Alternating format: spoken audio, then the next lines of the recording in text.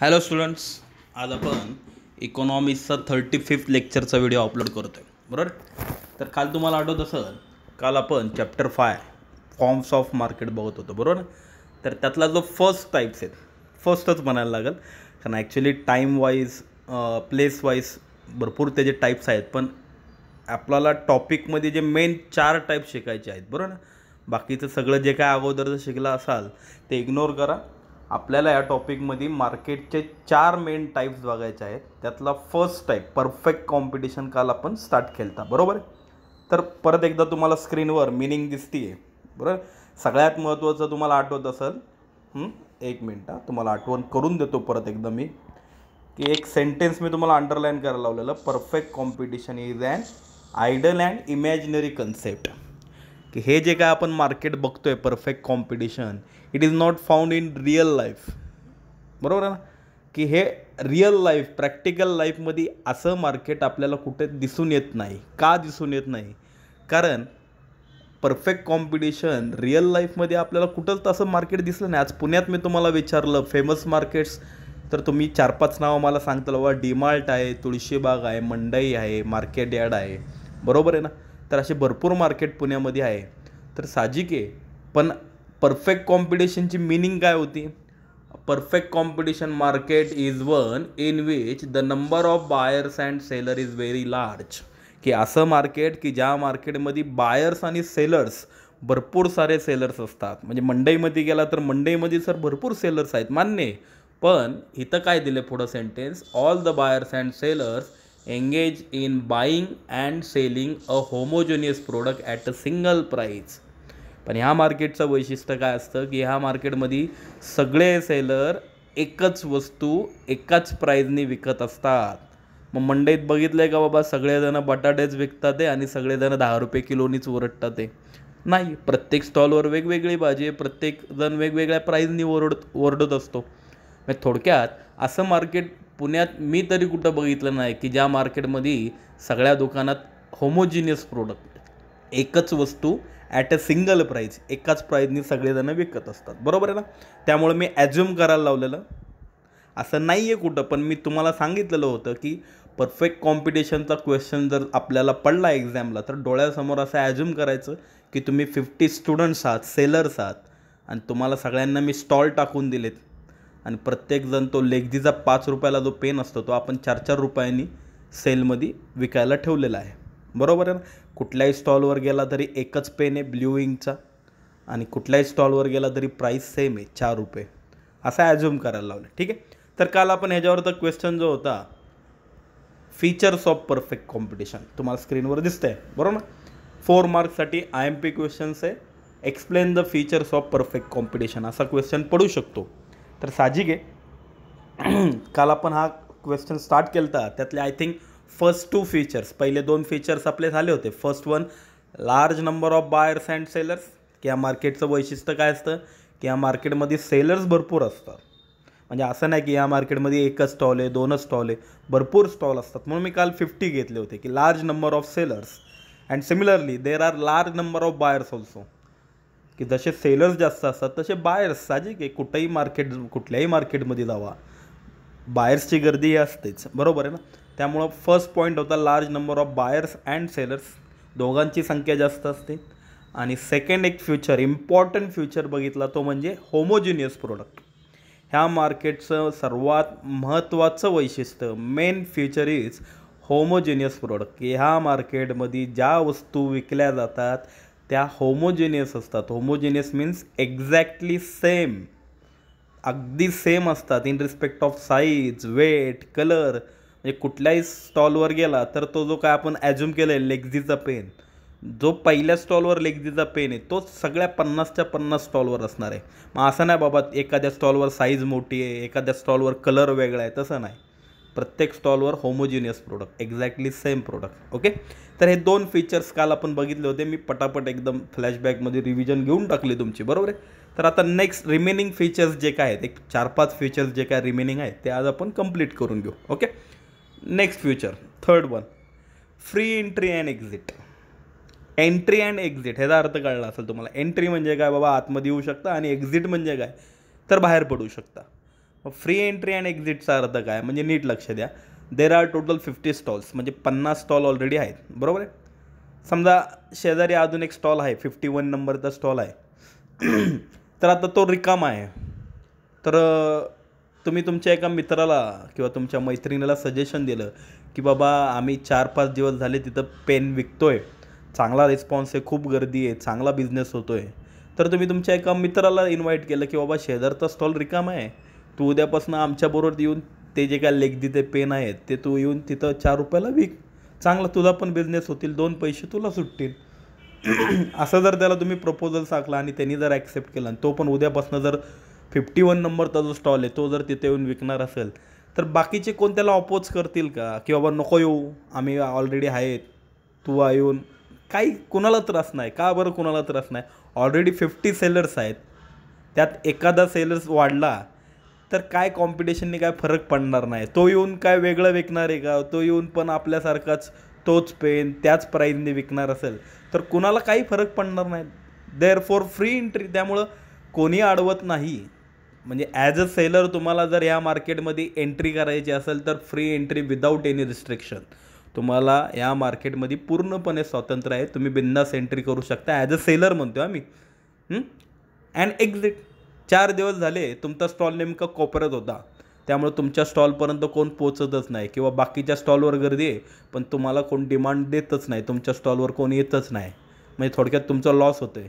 मग 5 दिवसांनी तुम्ही सांगितलं नाही बाबा माझा काय बिझनेस होत नाही आहे, माझा लॉस होतो आहे, मला बाहेर पडायचं आहे, उद्यापासून मी स्टॉल बंद करतो, नो प्रॉब्लेम, एक्झिट. जसं तुम्ही फ्री एंट्री आहे तसं तुम्ही फ्री एक्झिट. तुम्हाला पाहिजे तेव्हा तुम्ही मार्केटमध्ये एंट्री करू शकता आणि जर तुम्हाला लॉस होत असेल तर फ्री एक्झिट, तुम्ही मार्केटमधून बाहेर पडू शकता. कळलं नक्की?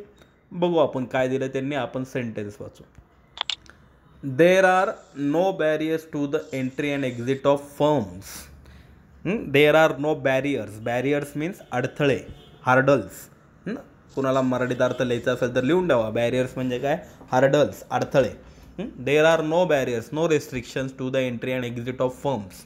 की एखाद्या फर्म्सला जर मार्केटमध्ये एंट्री करायची असेल किंवा एक्झिट व्हायचं असेल तर देर आर नो बॅरियर्स. तुम्हाला कुठलीही बंधनं नाहीत, रेस्ट्रिक्शन नाही. एनी फर्म, आता फर्मचा अर्थ इथं सेलर घ्यायचा आहे. Any firm, any seller can enter air quit the industry at its own will. की कुठलाही सेलर काय करू शकतो? Can enter or quit. Quit म्हणजे एक्झिट, बरोबर ना? की तुम्ही आत येऊ पण शकता किंवा बाहेर पण पडू शकता ॲट इट्स ओन विल. अर्थ कळला असेल? ओन विल, स्वतःच्या इच्छेने, स्वइच्छेने. तुम्हाला इच्छा असेल तर ॲज अ सेलर म्हणून शेजारचा स्टॉल रिकामा आहे, या आमच्याबरोबर या, तुम्ही पण विकत बसा. आणि तुम्हाला जर इच्छा वाटली लॉस होते, बाहेर पडायचं, बिंदास बाहेर पडू शकता. ओके. काय दिलं बघा त्याला. If there is a hope of profit. की समजा तुम्हाला असा होप वाटतं की बाबा प्रॉफिट होण्याचे चान्सेस आहेत, तुमच्या मित्रांनी तुम्हाला सजेशन दिलं की अरे ये बाबा स्टॉल रिकामा आहे, तू पण ये, 2 पैसे कमव. मग तुम्हाला जर असं वाटत असेल अरे प्रॉफिट होऊ शकतो, 2 दिवस आपण पण रिकामे घरात आहे, तिथं जाऊन धंदा केला, तिथं जाऊन बिझनेस केला, 2 पैसे सुटतील, असं जर वाटत असेल, the firm will enter the market. तर तुम्ही बिंदासपणे मार्केटमध्ये एंटर करू शकता. तुम्हाला बाकीचे तिथले सेलर कोणी मारणार नाही का अडवणार नाही आहे. स्टॉल उघडायचा, तुम्ही पण त्यांच्यासमोर पेन विकायला बसू शकता, बरोबर आहे ना? And if there is possibility of loss. आणि जर तुम्हाला वाटते की अरे 2 दिवस झाले स्टॉल टाकून लॉस होतो आहे किंवा माझ्यापर्यंत कोणी येतच नाही आहे, माझ्या स्टॉलवर गर्दीच होत नाही, असं जर वाटत असेल, if there is possibility of loss, the firm will leave the market. Leave म्हणजे काय? एक्झिट, सोडून जाणे. जर तुम्हाला लॉस होतं असं वाटतंय, the firm will leave the market, तर तुम्ही मार्केट सोडून बिंदास जाऊ शकता. नक्की कळलं? फ्री एंट्री अँड एक्झिट म्हणजे काय? मार्केटमध्ये हवं तेव्हा तुम्ही येऊ शकता अँड तुम्हाला जेव्हा स्वइच्छेने बाहेर पडायचं असेल तर बाहेर पण पडू शकता. नक्की कळलं? 3rd point. नेक्स्ट पॉईंट बघू आपण. 4th point, single price. हे कालच झालं आहे आपलं की या मार्केटचं वैशिष्ट्य काय? Single price. कुठल्याही स्टॉलवर फिरा, पहिल्या स्टॉलवर जर तुम्हाला सांगितलं आहे पेन 4 रुपये, तर कुठल्याही एखाद्याला वाटेल ना थोडंसं पुढं फिरून येऊ, प्राईज बघू. आपल्याला सवय असते बाबा, एका दुकानात गेल्यानंतर बाबा प्राईज आपल्याला नाही पटली तर आपण दुसऱ्या दुकानात जातो, तिसऱ्या दुकानात जातो, आपण प्राईज बार्गेनिंग करत बसतो. पण ह्या मार्केटचं वैशिष्ट्य काय? इथं बार्गेनिंग करायचा संबंधच नाही आहेत. का संबंध येत नाही? कारण सिंगल प्राईस. कुठल्याही स्टॉलवर जावा, तुम्हाला जर पहिल्या स्टॉलवर प्राईस 4 रुपये सांगितली तर ह्याचा अर्थ तुम्ही 50 स्टॉलवर जरी फिरत बसला, प्रत्येक स्टॉलवर प्राईस 4च रुपये असणार आहे. बरोबर ना? काय दिले बघू आपण. A single uniform price prevails under perfect competition. की परफेक्ट कॉम्पिटिशनमध्ये सिंगल युनिफॉर्म प्राईस, या मार्केटमध्ये single price for all the products, सगळ्या प्रोडक्टसाठी एकच प्राईस चार्ज केली जाते. आणि ती प्राईस आता साहजिक आहे. लक्ष द्या, लेक्झीचा पेन नॉर्मली तुम्ही जिथं राहता किंवा तुमच्या शेजारच्या दुकानात जर तुम्ही गेला, लेक्झीचा पेन 5 रुपयाला भेटतो. बरोबर आहे ना? मला सांगा, आपण पण त्या सेल, आपण एवढे 50, मी समजा ऑर्गनायझर आहे आणि तुम्हाला सगळ्यांना मी स्टॉल टाकून दिले, बरोबर आहे? उद्यापासून आपला सेल स्टार्ट होणार आहे. आज मी तुमची मीटिंग घेतली, चला बाबा उद्यापासून आपण पेपरला ॲडव्हर्टाइजमेंट वगैरे देऊन झाली, उद्यापासून आपण सकाळी 10 वाजता मस्त की आपण सेल स्टार्ट करू. बरोबर आहे? पण मला सांगा, मी विचारलं तुम्हाला की प्राईस काय ठेवायची, तुम्ही म्हणला सर 5 रुपयेच ठेवू, काय प्रॉब्लेम आहे? पण 5 रुपये जर प्राईस ठेवली तर मला सांगा, माणसं गर्दी करतील का आपल्या सेलला? नाही करणार. का नाही करणार? माणसं काय म्हणतील, बाबा आमच्या दुकानात, आमच्या शेजारच्या दुकानात 5 रुपयाला भेटतो, मग आम्ही एवढ्या लांब सेलला येणार, आमचा खर्च करणार, तिथं येऊन जर पेन 5 रुपयालाच भेटत असेल तर मग आम्ही आमच्या शेजारच्या दुकानातनं घेतो, तिकडे यायची काय गरज आहे? त्यामुळं आपल्याला टू ॲट्रॅक्ट द कस्टमरला ॲट्रॅक्ट करण्यासाठी प्राईस थोडीशी कमी करायला लागेल. मग एकतर 4 रुपये ठेवायला लागेल, 3 रुपये ठेवायला लागेल, 2 रुपये ठेवायला लागेल. बरोबर आहे ना? पण अशी ठेवायला लागेल की जी आपल्याला पण परवडली पाहिजे आणि बायर्सला, कस्टमर्सला पण परवडली पाहिजे. मग ते कसं ठरवले जातं? म्हणून ते पुढचं सेंटेन्स आहे, बरं ना, which is determined by the interaction of demand and supply. की जी प्राईस लावणार आहे ना, आता म्हणजे आपण ॲज्युम केली की बाबा 4 रुपये आपली प्राईस ठरलेली आहे, मग ती कशी ठरवली जाते? Determined by the interaction of demand and supply. Demand and supply दोघांचा विचार करून ती प्राईस ठरवली जाते. बरोबर? ह्याच्यावर एक सेपरेट क्वेश्चन पण आहे पुढे, की explain the determination of price under perfect competition, असं एक सेपरेट क्वेश्चन आहे. त्यात मी हा पॉईंट तुम्हाला अजून डिटेलमध्ये एक्सप्लेन करेल. त्यामुळं आत्ता तात्पुरतं फक्त एवढंच लक्षात ठेवा की सिंगल प्राईस, या मार्केटमध्ये single price for all the products. Okay, next point बघू आपण. 5th point, perfect knowledge of market. Perfect knowledge of market म्हणजे काय? की या मार्केटचं जे काय कन्सेप्ट्स आहे, या मार्केटचे जे काय फीचर्स आहेत, त्या फीचरचं पूर्णपणे तुम्हाला नॉलेज पाहिजे. म्हणजे नीट लक्ष द्या, ॲज अ सेलर म्हणजे आपण सेलर म्हणून 4 दिवस झाले, लक्ष द्या मी काय बोलतो आहे, की 4 दिवस तुम्ही सेलर म्हणून तिथं स्टॉल टाकलेला आहे, तुम्ही दररोज तिथं कस्टमर्सची गर्दी होती, तुम्ही त्यांना पेन विकताय, असं 4 दिवस झालेले, तुमचा चांगला बिझनेस होतो आहे, गर्दी पण चांगली आहे. मग तुम्ही तुमच्या एका मित्राला सांगितलं की अरे स्टॉल रिकामा होतो आहे, उद्यापासून तू जॉईंट होतो का, 2 पैसे तुला सुटतील.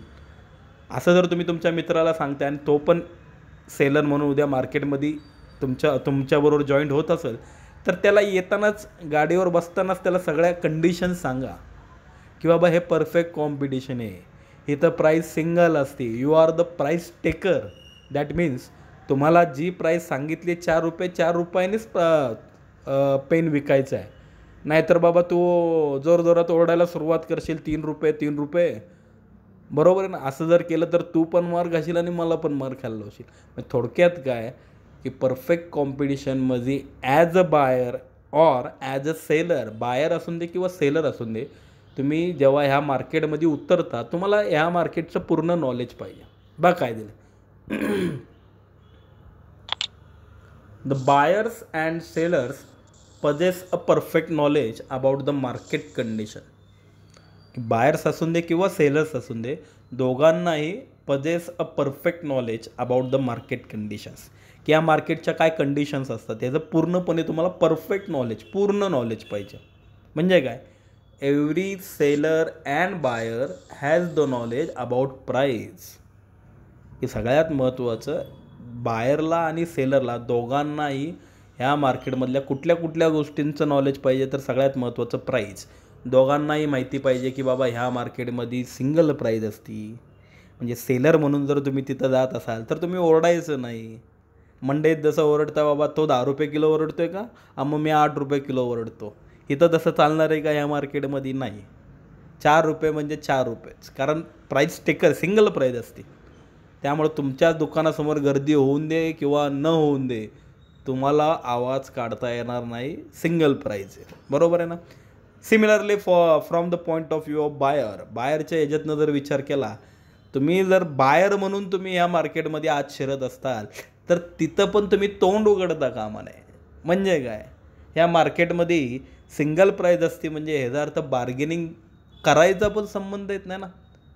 नाहीतर तुम्ही बायर म्हणून एखाद्या स्टॉलवरच्या समोर जाताय आणि तिथं सांगताय मी एवढे पेन घेतो, मला 4 नाही 3 रुपयांनी लावा बाबा, 50 पैसे कमी कर, 1 रुपया कमी कर. बार्गेनिंग करता येणार आहे का? नाही करता येणार.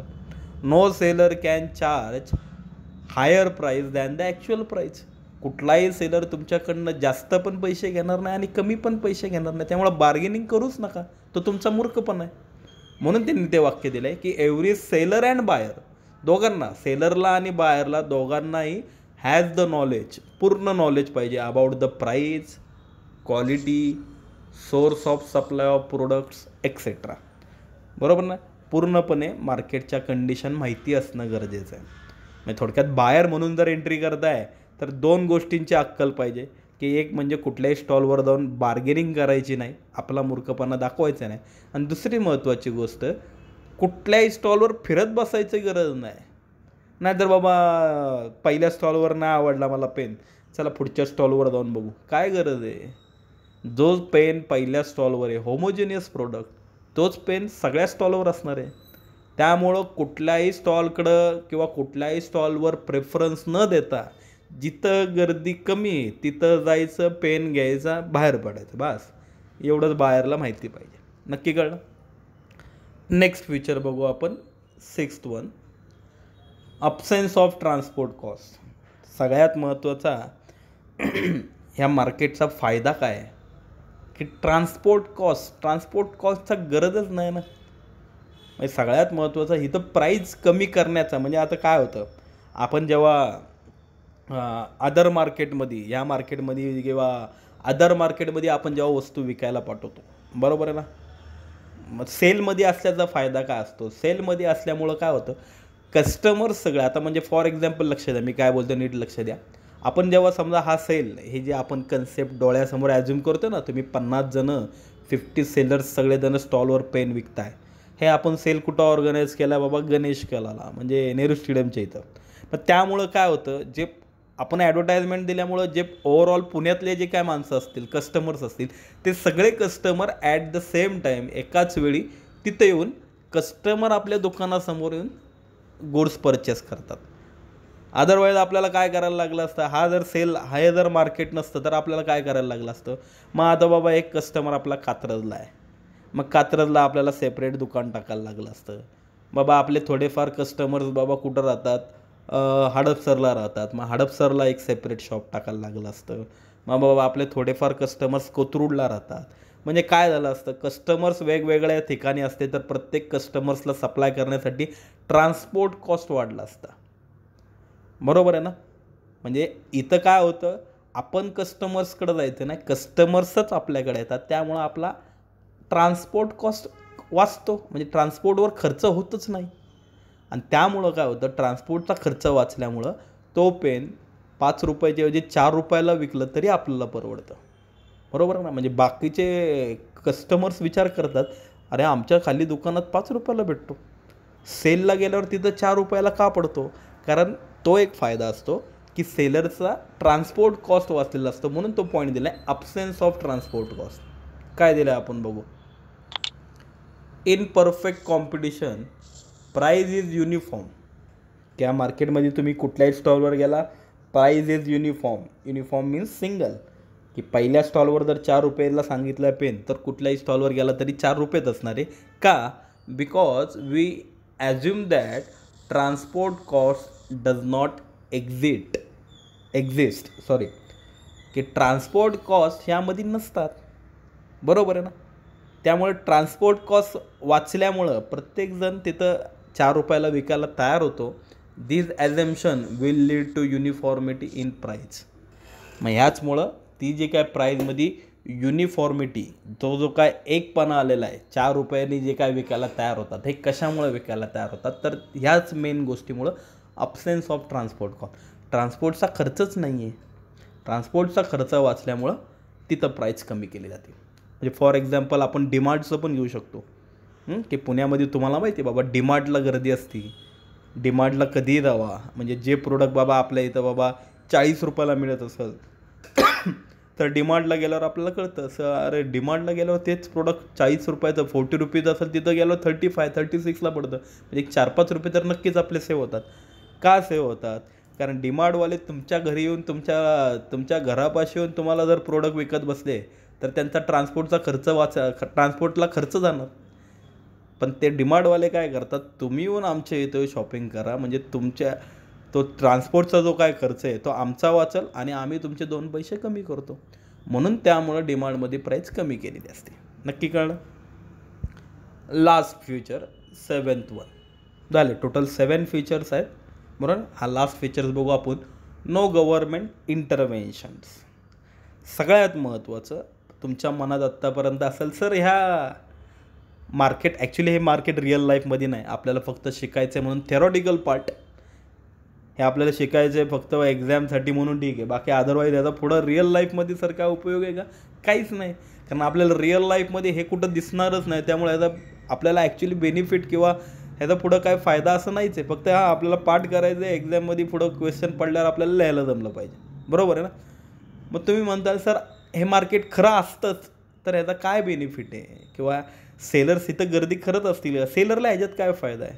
तर सगळ्यात मेन इम्पॉर्टंट की ॲज अ सेलर, नीट लक्ष द्या मी काय बोलते, की इथं सर तुम्ही म्हणताल सर इथं 50 सेलर्स, तुम्ही आम्हाला सगळ्यांना 50 जणांना स्टॉल टाकून दिला, तर साहजिक आहे तुमच्या 50 जणांमध्ये भांडणं होणार.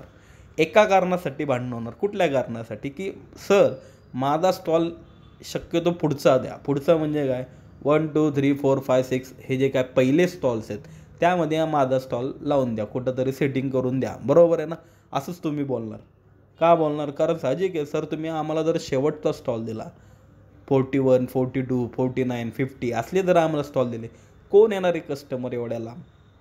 कारण कस्टमर साहजिक आहे पहिल्या स्टॉलला प्रेफरन्स देणार ना. कारण जो पेन बाबा आमच्या लांबच्या स्टॉलवर 50 नंबरच्या स्टॉलवर भेटतो आहे, तोच पेन जर तुम्हाला जवळ 1 नंबरच्या स्टॉलवर भेटत असेल, त्याच प्राईजला भेटत असेल, तर आमच्यापर्यंत कोण चालत येणार आहे? बरोबर आहे. म्हणजे सेलरच्या पॉईंट ऑफ व्ह्यूने विचार केला तर ह्या मार्केटमध्ये तुम्ही म्हणता सर सेलर येतच नसतील. मग तरीसुद्धा आपण फीचर्समध्ये बघितलं लार्ज नंबर ऑफ सेलर्स. कसं काय? तर एकच अर्थ आहे की इथं सेलर्सची गर्दी एकाच कारणासाठी होती, ते म्हणजे नो गव्हर्नमेंट इंटरव्हेन्शन. की गव्हर्नमेंटचा इंटरव्हेन्शन म्हणजे काय? की गव्हर्नमेंट यांच्यात कुठलाही सहभाग घेत नाही. That means there are no taxes, no subsidies. म्हणजे थोडक्यात आपण जेव्हा एखादं प्रोडक्ट मार्केटमध्ये विकायला जातो, म्हणजे फॉर एक्झाम्पल आपलं प्रोडक्ट असतं 2 रुपयाचंच बाबा, तो जो काय पेन आहे तो पेन असतो बाबा 3 रुपयाला, ॲक्च्युअल कॉस्ट ऑफ प्रोडक्शन 3 रुपयाला तयार झाला आहे. आपल्याला त्याच्यावर मार्जिन किती काढायचं आहे? 1 रुपीज. म्हणजे आपण त्याला 4 रुपये प्राईज लावलेली असते. कारण 3 रुपयाला पेन तयार झाला आहे, आपला 1 रुपया प्रॉफिट. हे 4 रुपयाला आपल्याला विकायचा असतो. पण आपण ॲक्च्युअल जेव्हा मार्केटमध्ये विकायला जातो तेव्हा साहजिक आहे देर आर टॅक्सेस, GST वगैरे त्याच्यावर चार्ज केला जातो. मग त्याच्यात टॅक्स इन्क्लूड होतो. बरोबर आहे ना? परत जो कोण शॉपकीपर असेल, रिटेलर त्याचा प्रॉफिट इन्क्लूड करतो. म्हणजे असं तो टोटल 5 रुपये त्याची प्राईस झाली होती. थोडक्यात आपल्याला 4 रुपयेच भेटतात, पण कन्झ्युमरच्या हातात पडेपर्यंत कस्टमरला त्याचे 5 रुपये पेड करावे लागतात. कारण तो एक्स्ट्रा 1 रुपीज तो टॅक्समुळं वाढलेला असतो. बरोबर. म्हणजे तो 1 रुपया कोणाला जातो? गव्हर्नमेंटला जातो. म्हणजे आपल्याला त्याचा काय फायदा नाही. कस्टमरनी जरी 5 रुपये पेड केले, आपल्याला 4 रुपयेच भेटतात. 1 रुपया टॅक्स गव्हर्नमेंटला पेड केला जातो. पण विनाकारण कस्टमरला तो पेन महाग पडतो. मग त्यामुळे कस्टमर काय होतो? नाराज होतो. मग इथं तसं नाही ना. इथं no government intervention. That means government तुमच्या मार्केटमध्ये इंटरफेअर करत नाही. 4 रुपयाला विकायचं आहे, 4 रुपयाला विका.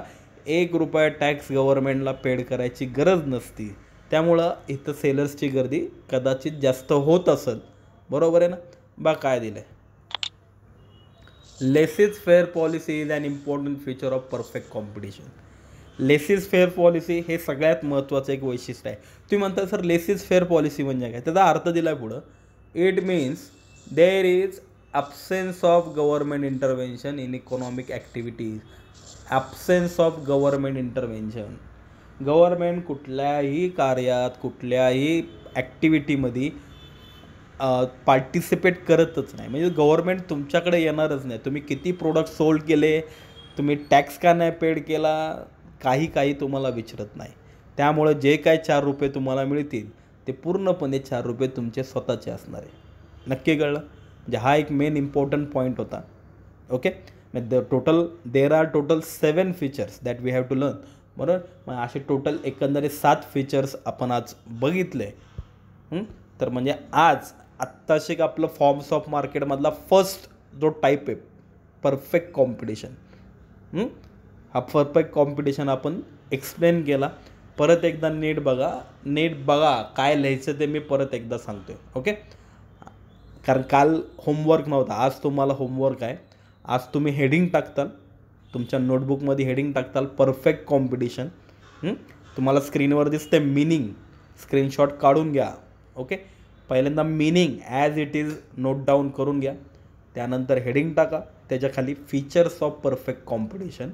टोटल 7 फीचर्स आहेत. First large number of buyers, screenshot काढून घ्या. Second one homogeneous product. Third one free entry and exit.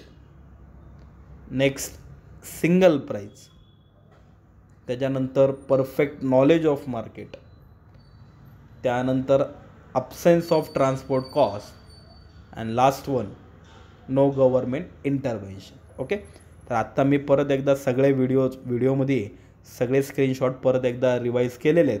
तुम्ही स्क्रीनशॉट पॉज करून एकतर स्क्रीनशॉट काढून शकता किंवा जसा व्हिडिओ तुम्हाला व्यवस्थित वाटेल तसं तुम्ही पॉज करून व्यवस्थित नोट डाऊन करून घ्या. ओके. तर आज कंपल्सरी होमवर्क कंप्लीट करून तुम्ही मला सेंड करायचं आहे. ओके. बाय.